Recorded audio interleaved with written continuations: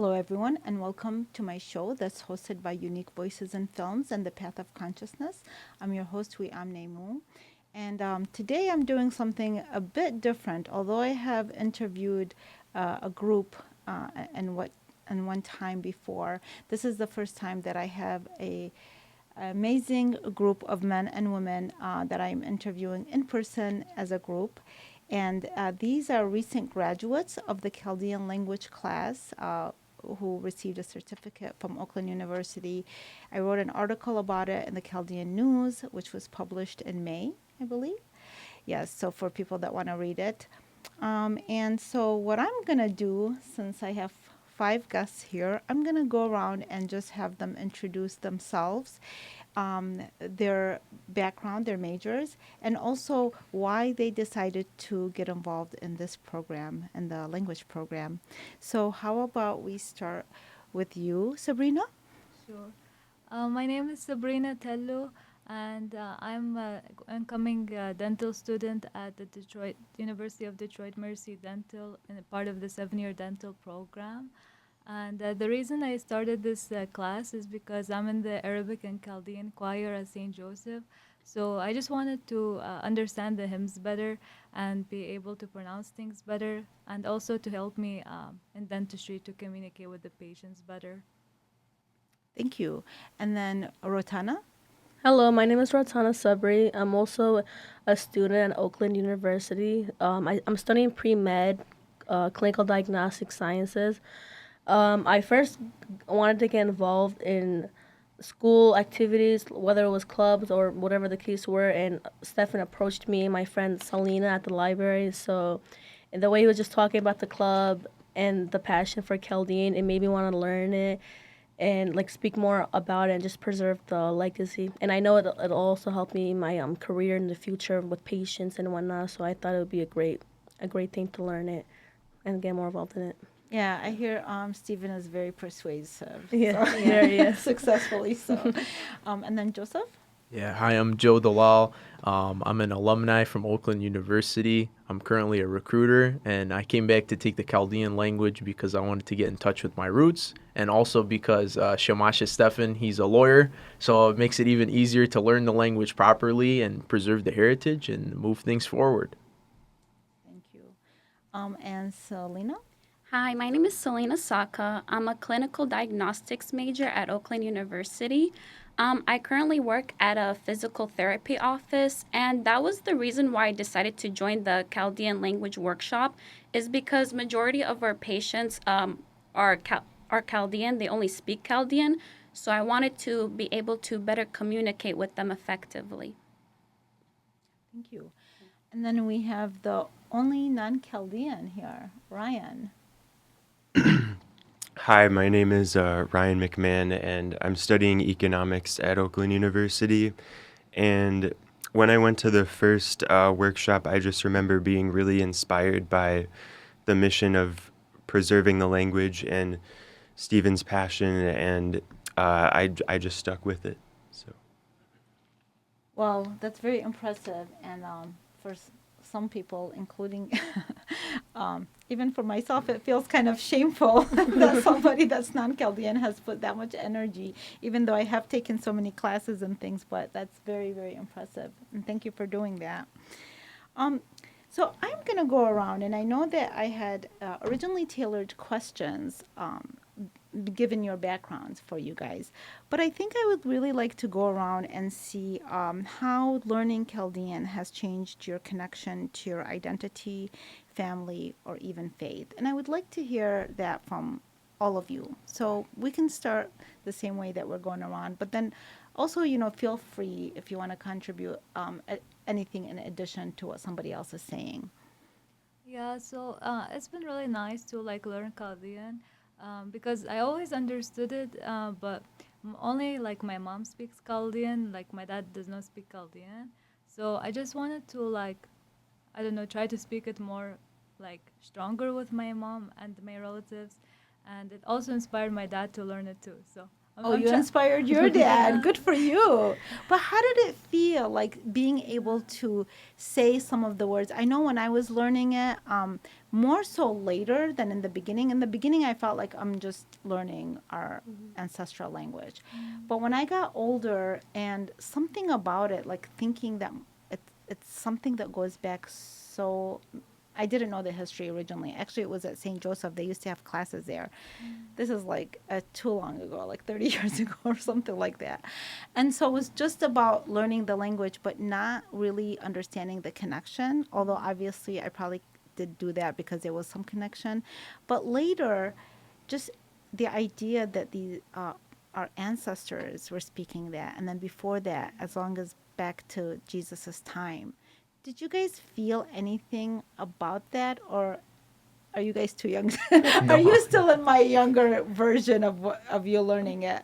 I understand where you're coming from because whenever I think of Aramaic, I always hear people always tell me like it's the language that Jesus Christ spoke. So when I really thought about it, I was like, oh, that's kind of like fascinating to know that because I'm like learning. I'm like willing to learn the language, one of the oldest languages in the whole world that Jesus spoke, and I just like it made me more want to like spread it and learn it like fully, like learn how to write and just write and speak it fully, like all the dialects as well. Like it ignites Yeah. something It deeper does, yeah. for you And then than lights like a just the spark. fact that it's another Yeah. language. Did you feel that way, Joseph? Yeah, Or I did. Honestly, similar to what Rotana was saying, for me, what it was is that being able to pair the English, especially having it with the Chaldean itself, was a very big thing because there's certain words that you lose with translation. For example, like in Arabic, when we say like marhaba, which is nice to meet you, if you take it back to the Chaldean and the root of the language, you get maran hubba, which is God's love. And I didn't know that until I got into the class and started actually reading the words, and I'm like, wow, there's a whole other meaning to the Chaldean language that I wouldn't have had otherwise had I not taken the course. So it's just a beautiful thing to see because it ties into the religious values with Christ Jesus, and it's really brought me a lot closer to my faith, been seeing that, and I want to be able to preserve that for other Chaldeans so they can see the same thing. so how did you who taught you that? Was it Stephen that taught you Yeah, that Shamasha Stephen. connection? Yeah. So he was like to me, he goes, write it on the board, put the meme down, put the words with the alif and whatnot, and you could see the meaning and the depth of the words behind everything. And every Arabic word has a root word back in Chaldean. And when you start pairing them together, you're just like, wow, Yes, yes. So, and see, this is the thing, even for me, because that history goes so much back, and we're only recently reconnecting with that language. Even if we're saying 10, 20 years, that's still fairly recent. We haven't done like deep dive studying into the origins of a lot of these words. But what I noticed that every teacher, and I've had different teachers, even like an American teacher, Roy Gusford. He's totally totally non-Chaldean, although, he's one of those, like, our community has adopted him. But he has all these stories that I think it's part of the teachings of the history of where these words come from. So how did you feel about that? So I never really knew how amazing it was to learn Chaldean until I started working at an urgent care. There was this elderly woman where she would come into the doctor's office very regularly. Before I knew how to conversate in Chaldean, me and her would just kind of look at each other. It wasn't like we wouldn't really say anything much unless oh, hi, how are you? And that was pretty much it. So I just kind of felt like she was closed off. But after I started learning Chaldean and being able to finally have conversations with people, she started opening up about her history, and she started talking about how life was back in at home where she used to be in Iraq, and we just had we started developing this deeper connection. And also history, it's best to be learned when it's passed down orally from generations. So I was learning a lot, and it really changed my viewpoints on how amazing it is to learn Chaldean and reconnect with your ancestry and know more about people and everything. That's a very strong point. And you're also in the health industry, Oh, yes. right? Did you find a similarity that when people when you speak to them Surah or when they are Chaldean, that when you're speaking that language, it kind of creates maybe a safety or a deeper connection that way? It definitely does. By like, I noticed a big difference when I just speak normal English to them. It's like there's no energy, there's no feelings given off. But when you speak to them in Chaldean, they feel like just so like you feel closer to the individual. They open up to you more. They explain things more clearly to you. It just like I never thought the Chaldean language would bring people together so well like that, or like make people open up more about themselves and like what they're going through. And I agree what Selena said about the history part, where when the history is passed down, it's always better if it's passed down directly from the people who experienced it.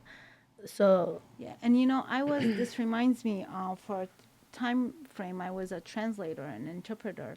And I remember that when I was trying to speak or interpret for some people, if I started in Arabic, so they will say, Mahakiyat Surat.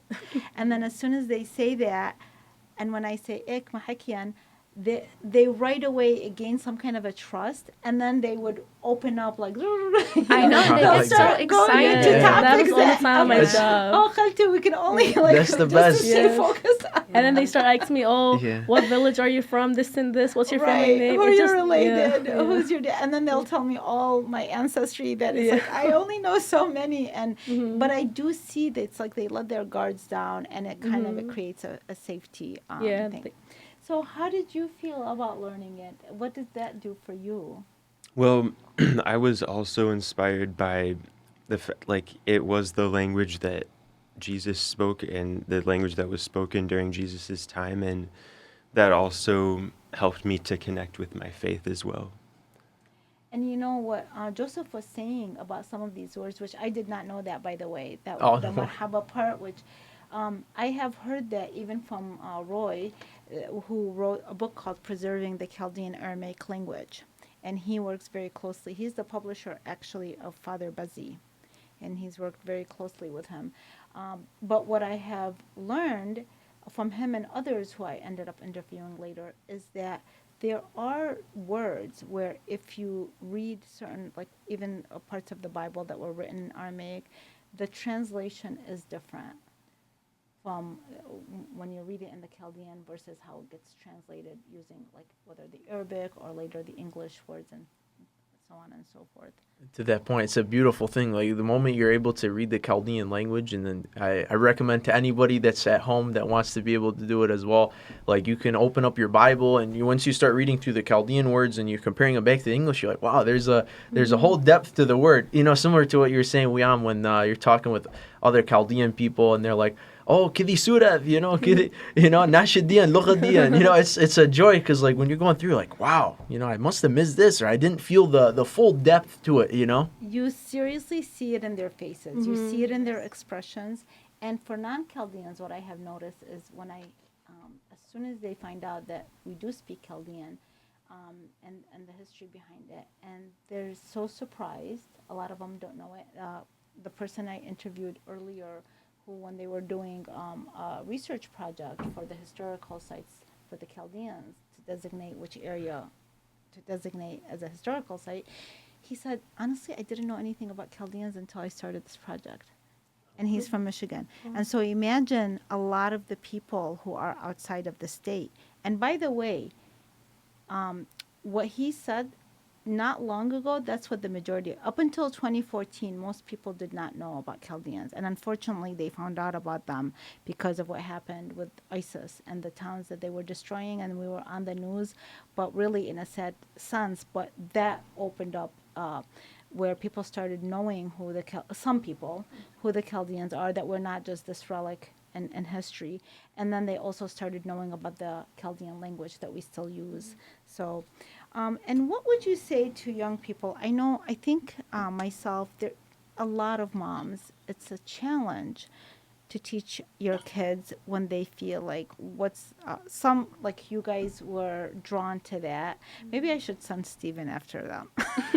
We should have Stephen, like anybody who does not oblige and start learning it, and then we'll send Stephen to convince them. But what would you do given your experience, or did you even, well, let me ask you this. Did you ever have a resistance before? Did you feel like it wasn't really relevant, and then over time you kind of started building a different interpretation of it? Yeah, like for me, like I feel like for me, like everyone around me is like speak Arabic, and so I speak Arabic fluently, and I read and write Arabic, so it's just much more easier for me. And I always thought like, oh, like everyone speaks Arabic, like it Were might as you well born learn it. here? Yeah, I was born Then here. who taught you all of that? That's My still my very impressive. Thank you. I kind of mostly taught myself, but my grandma also taught me too. And at home, like we all speak Arabic together. Okay. So yeah, but I feel like just like a lot like of the people like I'm around just speak Arabic. But when I'm at church, like I see like everyone speak Chaldean, and a lot of my patients that are like when I'm dental assisting speak Chaldean. So when I speak Arabic with them, as the girls were saying earlier, like it's not as deep a connection like when we speak Chaldean. So, and some people don't even speak Arabic. So I was like kind of embarrassed. I was like, how I only understand Chaldean, like I should be speaking with them to Chaldean because that's my people. So I felt like obligated. I felt like this is like my language. I have to learn it because if I don't start speaking it, I'm gonna have to teach my kids Arabic, and that's not our language. Our language Chaldean. So I just So wanted you to felt learn it. like there was a responsibility Yeah, for responsible. you that you could serve better also Yeah. your patients if you were to be able to speak Yeah, that and directly just to them. closer to my people. I love Chaldean, my Chaldean. Yeah, that's wonderful. When I moved to America, I completely switched over to English because I was trying to learn it as fast as possible, of course, to fit in with like other people. So while I was in elementary school, I was speaking English with my friends, teachers, and even with my family. I was primarily speaking English. So I completely kind of forgot to speak Chaldean. Um, and my mom would try, but I would just kind of ignore her because I didn't care at that point. I'm like, everyone that I talk to is speaking to me in English. Why should I bother? And Like, that's the attitude that a lot of the youths have. yeah. And not they're not intending, they're not trying to dismiss the language, but kind of what you just described. So you went through that phase as well. Yeah, I did because I'm like, I don't need it. I'm speaking English. I never thought I would have to use it. And it wasn't until I got older and I started going to, haflat and I started going to gadat and stuff like that. And everyone's speaking Chaldean. You just want to, you want to understand what they're saying. You want to join in and have conversations with others. So that's when I was like, you know what? Like, I need to learn Chaldean so I can do better and I can have conversations with people normally and people from my culture and ethnicity. And yeah, when I learned it, I was able to speak fluently with like many people. Like at work, I was able to, speak with family, or when I go out and like there's like random Chaldeans, I'm able to introduce myself and have conversations without being like, oh, afraid like they're gonna judge me because I don't know how to speak. It gets So where were awkward. you born? I was born in Iraq, but when I came to America, I was very young. I was about like 4 years old, so I never really like had the language in my head like primarily. So I just ended up forgetting it as I was trying to learn English and speak it with others. And how do you guys feel about someone like Ryan taking the class? Because honestly, it is very encouraging. I think with Roy literally goes around the country to different states and tries to promote the language through his book, through the books of Father Bazzi, because of how, and he one time we were talking about the frustration sometimes where you feel like you're trying, because we had it at the Chaldean Cultural Center. We were trying to have classes there, and I know there's places, several places that have classes currently, but he, I think it was frustration on my end because he's more like chilled back about the thing. And he gave me the example of, he said, well, Jesus, he had the disciples and they all just went and just they passed. And this was before the internet. And then they just passed on the messages based just orally, went around and passed on whether it's the language or the Christianity and the gospel. And that's what it took. And that was so peaceful to hear because I thought, all we have to do is what we're doing right now in our little corner, and then it spreads. And I know that when I gave a presentation last year, were you guys with the mother language event at Oakland University? I think you guys were there at the table, weren't you? Yeah. And Stephen Hannawi, he gave a presentation as well, and I did. But I had given a short presentation for the past 2 years. And this year, I was so impressed.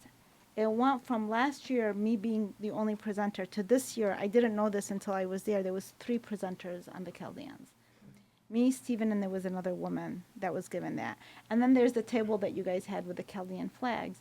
And I thought, how did this happen? It felt like it happened overnight, but it really takes, energy builds like seeds that you plant. They do accumulate. So to your point about Ryan and them learning the language, I think it's absolutely incredible. I encourage anybody who is not Chaldean to learn the language. I would say the message for the youth is it's a blessing. It's amazing. I would hope that someday, at some point, when we have communion or catechism, that the church would as well promote the language to be preserved, because it's truly remarkable. Like, أنا إيوان هوية آخا وقلب لي سورة قبل ما قلب لي إنجليزي. So I learned, what I was saying was I learned Chaldean before I learned English. Through your parents? Yeah, through my parents. But what this allowed me to do was achieve the punctuation, because sometimes I used to nakhban when I'm speaking in front of elders and everything. So it encourages me when I see somebody like Ryan come in the room, and he's not of Chaldean descent, and he's helping out, and he's like, hey man, this is how you do this, and I'm going back, I'm like, hey, this is how you do this, and I see some of the similar struggles that we have punctuation wise and where we can improve on each other. So it's just remarkable. If I had to leave it for you, one word, remarkable is the word I'd leave it at. Well, Professor Jason Overfeld, I want to mention him as well. Are you guys familiar with from Oakland University? He is very much also trying to help and encourage people. He was at the graduation, and he talked about how it's just important. All one has to do is just speak it at home, and that's really what it starts. And that's what you guys are all setting an example to. But yeah, you gave your advice. What advice would you guys give, or you can, if you want to add anything to that with regards to the younger generation who do have that resistance because maybe they feel like, okay, what's the purpose? Why should we learn it? I feel like a lot of younger generations, they think it's not necessary to learn it because Michigan is like kind of like the only state, or besides California, where there's a lot of Chaldeans. Other than that, not a lot of the other states have a lot of Chaldeans. So I think they're thinking to themselves like, oh, it's kind of pointless. There's not a lot of Chaldeans. That's a very good point. I think that is what they're thinking. Yeah. Honestly, they feel like, okay, why should they? But then how do we reach those young people to see what is the deeper purpose of learning it? I feel like they should think about it through Jesus Christ. Like, this is the language that God spoke. And Amen. When I was younger, I kind of had a similar situation to Selenah. I was born in Iraq, and I came when I was like 4 or 5, and I felt like I needed to learn English in order to fit in. Like, I remember when I would speak Chaldean, I would get made fun of, and if I would speak Chaldean in front of my parents, they would always make fun of me because I wouldn't pronounce the words right, and that just kind of like made me feel ashamed, and I would not speak Chaldean at all. So I feel like if the older generations also help the younger generations and not make them feel ashamed, they would also feel more encouraged to speak Chaldean. Yeah, to go off of that, I would say that it starts with the parents, honestly. If the parents just start encouraging their kids and start taking them to more gatherings, taking them to church, taking them to parties and stuff, they will see other Chaldeans. They will start getting into it. They will start wanting to have conversations with people and get to meet new people. So it honestly just starts with the parents. Like just try to get the kids more involved, and I feel like they will grow to want to connect to their culture and everything. Speaking on that, I think at the 12 o'clock Chaldean Mass at St. Joseph, I used to just do the Arabic one, but when I want to learn Chaldean, I wanted to go to the Mass that's completely Chaldean, and it's almost empty. It's only less than half the church full, and it's all older people. There's no one my age, so it's just I feel like we have to I really would encourage parents and like younger people to attend the Chaldean Mass, because maybe you're not gonna understand all of it, but it's gonna help you get used to hearing a real conversation, and you know you can start understanding it. And like how we do, like us, we're all friends, and we hang out, and we try to when we hang out like at bowling or like at like the fire pit last week, like we try to speak Chaldean to each other, and we don't judge each other. Like if we're trying to learn, like I always asking them like, how do I say this word, and we don't judge. We help each other. And I like what Sabrina was saying too. Normally, because sometimes they'll say, "Okay, you know, surat le plumta," you know. So we're trying to catch up to make sure we got all the right verbiage for it. And then kind of going off Rotana's message, one thing I think that's very important for the youth is preserve the language, because you see Christ through it. And I hope that by me saying this, I hope I disappear in this message, and that the light of Christ shines so brightly when I disappear in its glow. Because without the language, I think you lose an aspect of who Jesus Christ was. And it's important, because if you have that, you see the peace and the joy. And I think English language does the book due diligence, but taking it a step further back to how they were speaking it, like back in 4000 BC, I think does a more justice to our heritage and to the people who came before us. So we carry on that light. So if any young people are nervous, you know, and they're like, oh, if I speak Surah, they're going to tell me it's Plima, don't worry about it. Give it a try. Be a Gabara, you'll get it right. That's my message. Do you think there's any age, because I think you can learn it if you grew up with it in any kind of sense where it's not totally foreign to you. I don't think, like, even if you're older and you start, I think it's still very much doable. Do you guys feel the same way? Especially in your case, you didn't know anything, right? Like, No. And you were still able to grasp it.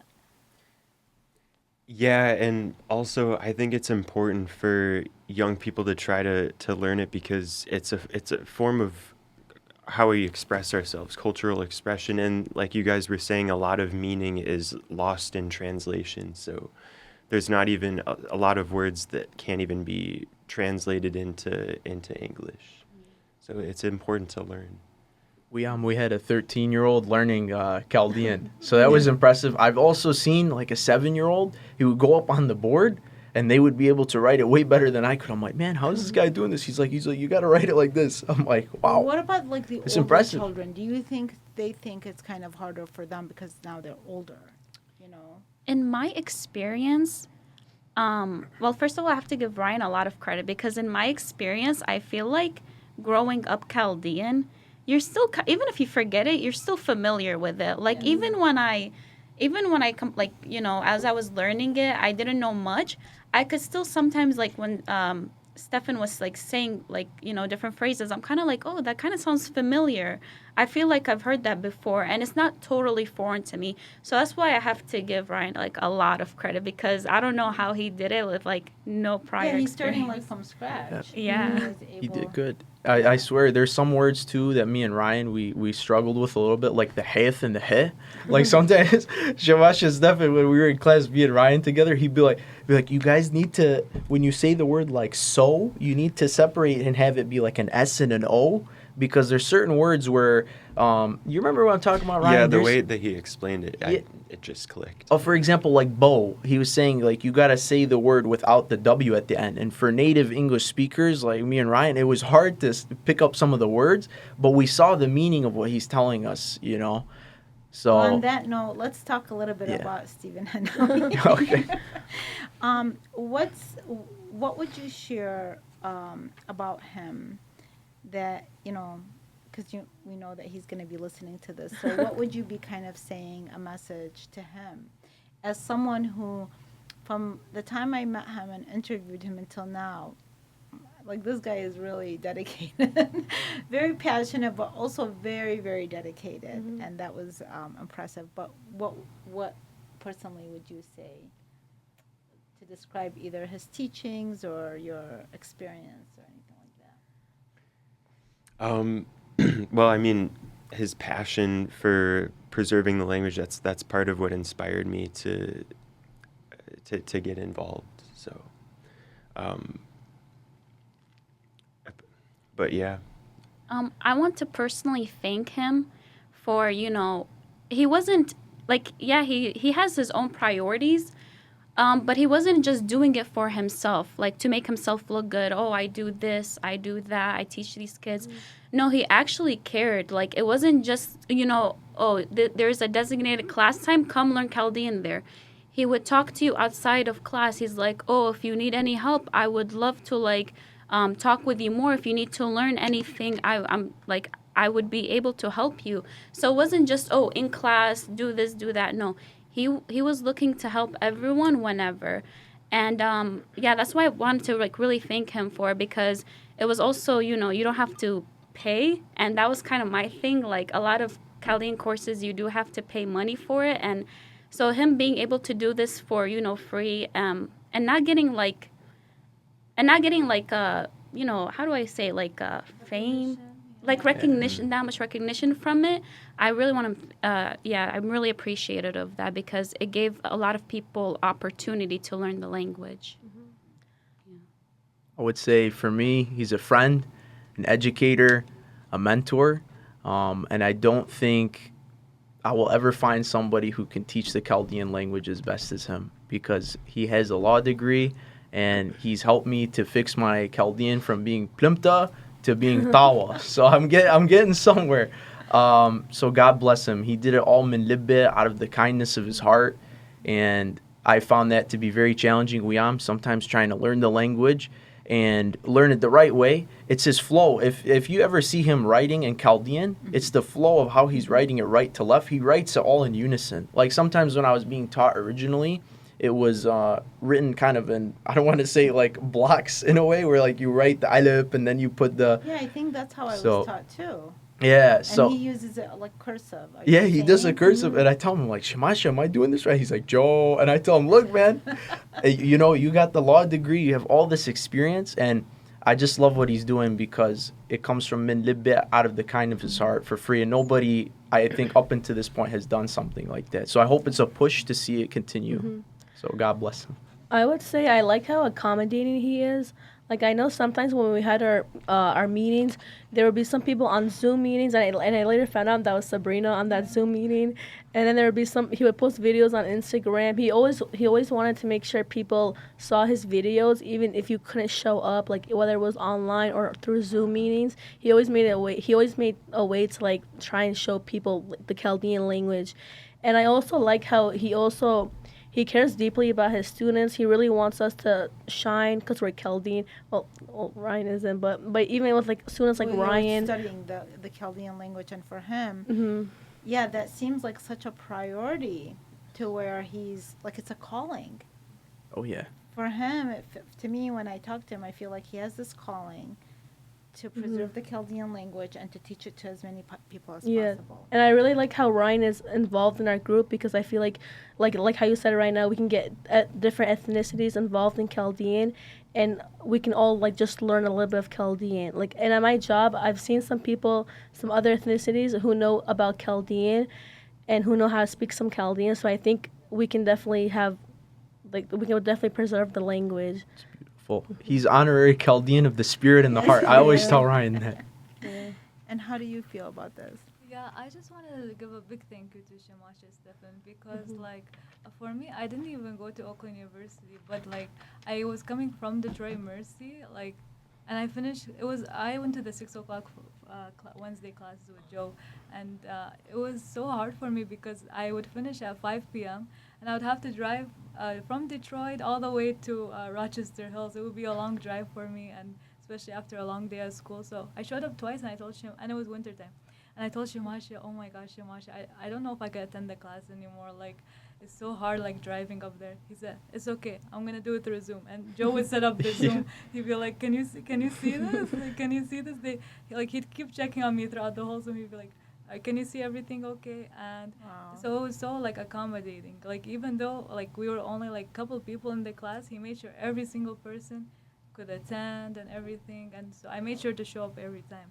And also, I'm a tutor at school. Like, I've been like teaching for so many years, like my fellow students, and like at work. And I know how hard it is to teach. It needs so much patience, especially like with the language. But he has all that patience, and even like at graduation, there was a guy. He was telling Shimasha, he's like, Shimasha, this is an amazing idea, but a lot of people they're making it like a class for to pay for it, like as Selena was saying, and then Shimasha stopped him immediately. He didn't even let him finish his sentence. He was like, no, absolutely not. What? Never. We have to, this is for the language. I This love is the like language. so sacred for him. It's like a Yeah. very sacred thing that. And I love And what I- Sabrina He said. Sorry, was Rotana, my bad. disrespected. He was He- disrespected by the idea of even making people pay for it. So one thing I like that Sabrina mentioned too, I promise we're improving. We're putting it on Discord now. So Zoom, I feel so bad. Sometimes like if the lecture would go on for a certain period of time, the Zoom would like cancel. I So know. sometimes Gazila, Sabrina should be listening to the lesson and then all of a It sudden would be just like turn off. yeah, it'd be like your Zoom is ended and I'm like, oh no. I'm like, we need to improve on this. So we're getting Shimasha would rush to try to finish. I Yeah. feel like he was rushing to try to accommodate he'd me. be I like felt Joe, so he'd be bad. like Gazila. I told him, listen, we gotta get Discord. So we've been upgrading. So that's been a really big blessing Well, to do You too. guys are reminding me. So my cousin, when she saw my interview with him, she said, "Oh, I know him. He's such a nice guy. He used to teach even in Tilkiev." So I thought, and she's been here for a long time. So I wanted to talk to him about that because I was thinking, like, how old is he? It was kind of not adding up. But she said, no, he was always very interested in teaching that, even from back home, which I'll find out a little bit more details with that. But is the class continuing? Do you know? Well, I know when he said, so he was originally supposed to graduate earlier, I think, but he postponed his own graduation date. He postponed it so he can teach us. He did so many things for this club, and he was talking to me about the future, about like how he wants us to keep the club going on and keep having more people come. So I guess it depends on the board members how they're gonna run things, but he really wants people like trustful people to be in charge of it because he does not want it to end at all, and he wants it to continue to grow even like bigger. So he definitely wants I'm it to sure. continue. Yeah, I'm sure he's Yeah. gonna find a way. He will Yeah. for sure. Yeah. Somehow or another. And We're I'm getting somewhere, very slowly but happy surely. to help Yeah. promote however he ends up having this class, because based it's very motivational from what you hear from his end, but then when you talk to his students and when you guys share your experience, so it goes on a very different level. It becomes not just about the language, but also it just really feels the whole sacredness of the experience is so beautiful. So I really, really want to thank you guys for doing what you're doing, first and foremost, because even when I interviewed you at OU and what you were sharing, it was just very inspiring.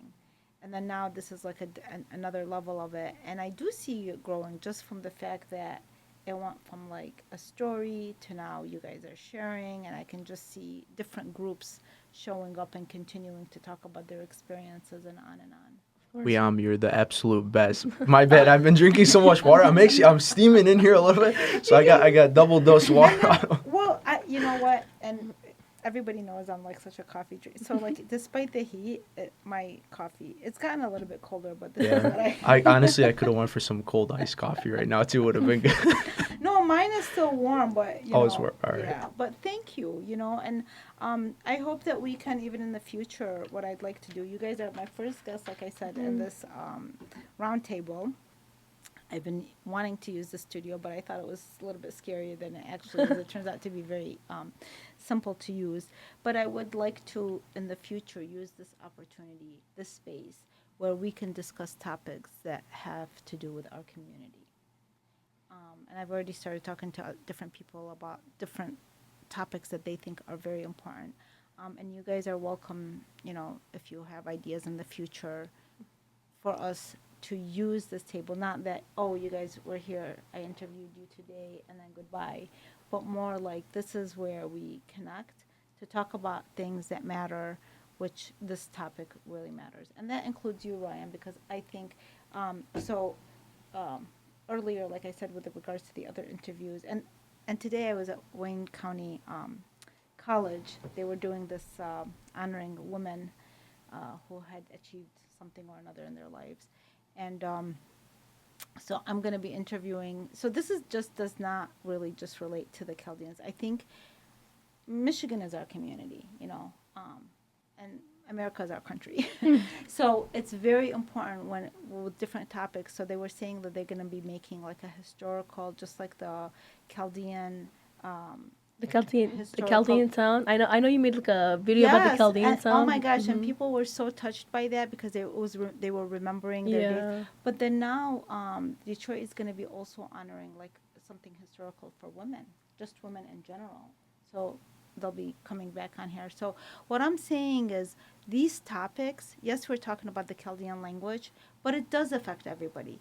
And one of the things that I learned from when I interviewed Stephen is when you look at the history of how that was for 1400 years was Aramaic was called Chaldean, and then it was changed to Aramaic, and then even the Sumerians used to be called Proto-Chaldean. And when the deeper I do research and I see how some of this information, just small tweaks, takes away of an important identity. And we can bring it back to life through just these settings, through these sharings. Because I learned there's never, like you just taught me today about the word marhaba, which I love that. Glad. But we learned so much. And so, yeah, so let's meet up when there's opportunities to do so for different topics.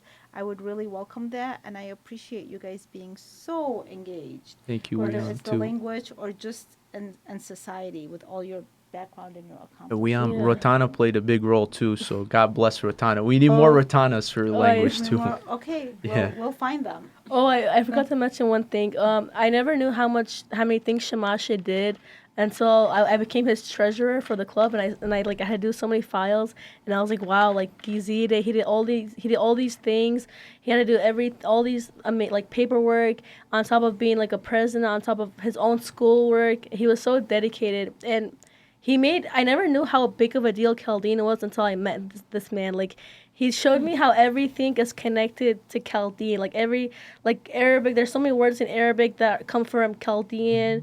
Even when I was in Cancun, like last week, they're speaking, Spanish, their native language, and I heard so many words like that sounded like Chaldean. I was like, wow, like everything is connected to the root of Chaldean, and it inspired me to like learn it This even is why we better. need more Rotanas. Mathematics, like she was saying, Yeah. art, just everything, Well, the whole When I collection. was at the museum, and so it became more obvious because I had taken Chaldean classes, but we had this display that had Alif, Beth, Dalal, and then I said, okay, well in Arabic it's Alif, Ba, and in English it's A, B. So I thought this all started thousands of years ago. So the connection even draws further. Like the more we make the connections, the more we. But who's going to do that except for the people who are either natives or people who care about it and understand the importance of this language? And Weam, he said the Epic of Gilgamesh too. I learned all that from Shamasha Stefan too for the Yeah, history. because when you he talk, brings in the yeah, history into I it. didn't know. I used to look at the artwork for some of the Chaldean artwork we have. I think it's the one with like the crab kind of in the when we went to the museum. I looked at it. I'm like, Shamasha Stefan, it's just a crab. He's like, no, it's the Epic of Gilgamesh. It's from that story. The oldest piece Yeah. of literature. Yeah. So I was shocked. I was like, I never knew. And you brought up an amazing point too about Aramaic, how it's only been a recent term as of 140 years, and it's always been Chaldean. And so that small tweak, bringing it back, it's Yeah, you lose. Yeah. When you try to once you change a name, even when the British in 1921 they changed the word Mesopotamia to Iraq, and what happens is then people who read in the Bible, a lot of the setting for Genesis takes place in Mesopotamia. So what happens when you're reading it, you're not connecting that this is modern day Iraq. You're thinking it's Mesopotamia. It's somewhere that doesn't exist anymore. It does exist. It's where Prophet Abraham is from. And all these connections, and people, it was sadly, again, through wars and the genocides they started learning about this history. But you know what? We can change that to bring awareness, and we've been doing that, which I try to do that with my books or whatever my material, and Stephen has been doing that in his own way, and we have a lot of historians and such who are doing that. And I just want to say one other thing before By the our way, can time I get goes a copy out. of your book, Weam, too, by chance? Of course, I know that was. yes. I don't have Sorry, it I here, know. but I will definitely. All right. Chaldean Chronicles. Let's You guys go. can all get a copy. I know we're going to reconnect because Stephen and I have been talking about, we do the Beth Nahrain conference every year. We started, I think this is going to be the 5th year. We started the Chaldean Cultural Center. We've had it at the Chaldean Foundation, and we've had it at Oakland University, and we've had it online last year. And then I said to him, why don't we collaborate for this year? And he's like, okay, I'll bring the food and I'll do that. So the reason He I knows people remember will come that, if you bring food. He knows. yeah, he's very smart. So when you were saying that, Gezila, you felt bad, like when you were looking through the things that he does, his generosity, like right away, he said, okay, here's a list of what I can do for this conference. So the Beth Nahrain is a conference for Beth Nahrain, the Chaldean words of writers of Mesopotamia. And we bring in these writers because what we really want to encourage is another way to preserve our stories or our language is to become the author of our own stories and not let, a lot of times, that's what the Native Americans did, by the way. Not that long ago, I have a book that was published in the early 1900s, I think like 1907 or something like that, by a Native American. And from the beginning, in the introduction, the writer talks about how for all these years it was only non-Native Americans that were writing about us. We need to start writing about ourselves. And within less than 100 years, they had departments that specialized, and in the book it said they didn't even have departments that specialized in their history. Within 100 years, they have departments that specialize in that. They have all these professors. So it's not that difficult. It's not that out of reach. We just have to start. And so through this conference, we try to promote, to encourage writers. And myself and Roy Gusford, we started this Beth Nahrain conference. And because even though he's not Chaldean, but he recognizes the importance of the Chaldean language and of the Chaldean people to continue to preserve their history. So we will, we'll bring that up later. We're hoping to do it in the fall, but I know that he right away jumped in and said, what can I provide? And yeah, so he does have a very good heart. I agree. Let's go, Weam. You're doing it. You guys are amazing, and we need your energy so that we can feel like what we do does matter. We work sometimes in a lot of isolation, and we do it for the grace of God. But I think when we see that it's affecting our youth and people do care, it gives us more energy. So thank you very much. Of course, you for thank you having as us. well. Thank you. Thank you. Thank you, everybody. Thank you. You having us makes us feel like that we're doing something meaningful as Oh, well. So thank you yes. for having us as well. I appreciate it. You guys are doing amazing things, and you guys really make us very, very proud. And you, Ryan, are officially adopted into the Chaldean. Yes, sir. I'm sure you've already been told that, but I'm just making it official on this program. I thought he wanted to learn Chaldean because he had a Chaldean girlfriend. That's what I thought at first, but it was actually for a different reason. So Well, hey, whatever works. that's why If it's because of a Chaldean girlfriend or not, as long as the interest, as long as there's a seed there that's planted for that, that's wonderful. So with that, I will close the show. I want to thank everybody for watching us. I want to really thank you guys for participating, and have a wonderful day.